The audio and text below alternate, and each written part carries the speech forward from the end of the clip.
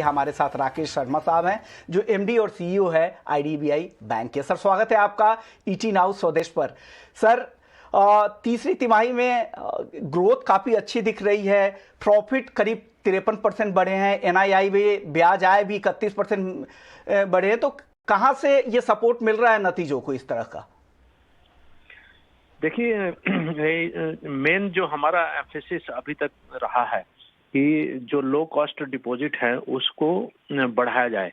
तो जो पहले हमारे लो कॉस्ट कासा डिपॉजिट होते थे 34% के आसपास रहते थे, अभी हमारा कासा डिपॉजिट 54% हो गया। और जो हमारी कॉस्ट ऑफ डिपॉजिट है वो जो पिछले साल दिसंबर में 3.60 थी, अभी कम होके 3.50 हो गई। और कॉस्ट ऑफ फंड्स जो है 3.88 से कम होके 3.79 हुआ। तो इस हिसाब से ये सारे जो है जो कॉस्ट ऑफ डिपॉजिट्स और फंड्स में जो कमी दिखाई दे रही है और कासा डिपॉजिट जो हमारे बढ़ रहे हैं, और इसके साथ ही जो और निरंतर बैंक की जो परफॉर्मेंस है उसमें इम्प्रूवमेंट के कारण ये हम परफॉर्मेंस दिखा पाए। और साथ में हमारा रिकवरी भी अच्छा रहा। इस क्वार्टर में 900 करोड़ का हमने रिकवरी किया है। ओके, यानी कॉस्ट ऑफ डिपॉजिट कम हुए हैं, कासा में लगातार बढ़ोतरी हो रही है, इससे यहाँ पर फायदा हुआ है। और देख सकते हैं एनआईआई भी बेहतर हुए हैं, इंटरेस्ट मार्जिन भी बेहतर हुए। सर एसेट क्वालिटी के अगर फ्रंट पर बात करें तो वहाँ पर किस तरह का सुधार देखने को मिल रहा है? हालांकि नतीजों में तो सुधार दिख रहा है, करीब करीब 1% की रिकवरी यहाँ पर दिख रही है। एनपीए पहले के मुकाबले काफ़ी बेहतर हो रही हैं चीज़ें, तो इस पर क्या अपडेट देना चाहेंगे? हाँ, देखिए ये जो जब जैसे कोविड की सिचुएशन आई थी तो इसमें काफी थोड़ा डर था कि इससे हमारी रिकवरी जो एफिशिएंसी है वो क्या प्रभावित होगी। पर इसमें काफी इस प्रसन्नता से कहना चाहूँगा कि कोविड के बावजूद हमारी रिकवरी एफिशिएंसी रेशो जो है वो 96% है। और इसमें इनफैक्ट बढ़ोतरी ही हुई है, पहले 95% था, उससे बढ़ के 96% हो गया। और हमारा जो एसएमए जो रेशो रहता है, जिसमें जो जिस अकाउंट में ओवरड्यूज रहते हैं, वो एसएमए रेशो जो सितंबर में 3.86% था, उससे कम होकर 3.53% हुआ।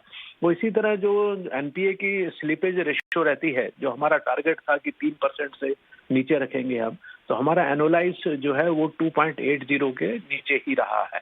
तो मुझे लगता है कि जो हम ये नेट एनपीए में जो इम्प्रूवमेंट कर पाए हैं 1.70% जो नेट एनपीए रहा, मोर और लेस इसी हिसाब से चलता रहेगा। ग्रोस एनपीए भी रिकवरी और थोड़ा बहुत हम जो टेक्निकल राइट ऑफ करेंगे उससे मुझे उम्मीद है कि जो ग्रोस एनपीए है वो 31 मार्च में हम 17% से कम ले आएंगे। तो इस प्रकार निरंतर एसेट क्वालिटी में एक और सवाल एनपीए से ही जुड़ा हुआ या फिर एसेट क्वालिटी से ही जुड़ा हुआ अगर मैं पूछना चाहूँ, कोविड-19 रिलेटेड जो प्रोविजंस होते हैं बाकी प्रोविजनिंग के मुकाबले वो आप लोगों ने कितना कर रखा है?